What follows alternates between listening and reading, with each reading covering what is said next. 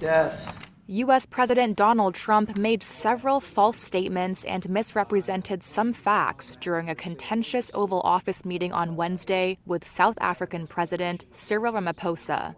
Here's a look at some of the claims made by Trump about the alleged persecution of South Africa's white minority. Number 1, there is a genocide of white farmers in South Africa. Persecution or genocide going on. This conspiracy theory has been propagated by some fringe groups of white South Africans since the end of apartheid in 1994. It's been circulating in global far-right chat rooms for at least a decade. Supporters point to murders of white farmers in remote, rural areas as proof of a politically orchestrated campaign rather than ordinary violent crime, and accuse the government of being complicit.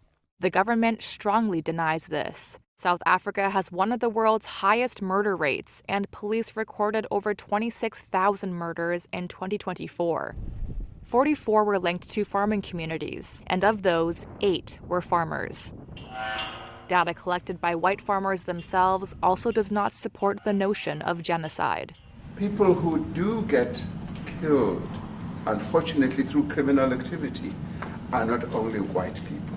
Majority of them are black people. Number 2, the government is expropriating land from white farmers without compensation, including through violent land seizures, in order to distribute it to black South Africans. But you do allow them to take land. No. You do allow them to take land. The South African government has a policy of attempting to redress inequalities in land ownership that are a legacy of apartheid and colonialism. But no land has been expropriated, and the government has instead encouraged white farmers to sell their land willingly. Some 3/4 of privately owned farmland is in white hands, who make up less than 8% of the population. A law signed by Ramaphosa in January that allows the state to expropriate land in the public interest in rare cases without compensating the owner requires authorities to first try to reach an agreement. It still hasn't been used. Number 3. The Kill the Boer song. Trump played a video clip of the song in which some black South Africans call to murder Afrikaners. The song dates back to the resistance against apartheid. 3 South African courts have ruled against attempts to designate the song as hate speech, on the basis that it is a historical liberation chant, not a literal incitement to violence. Number 4. Both sides of the road you have crosses. Trump played a video clip showing a long line of white crosses on the side of a highway, which Trump said were burial sites for white farmers. Those people were all killed. Have they told you where that is, Mr. President?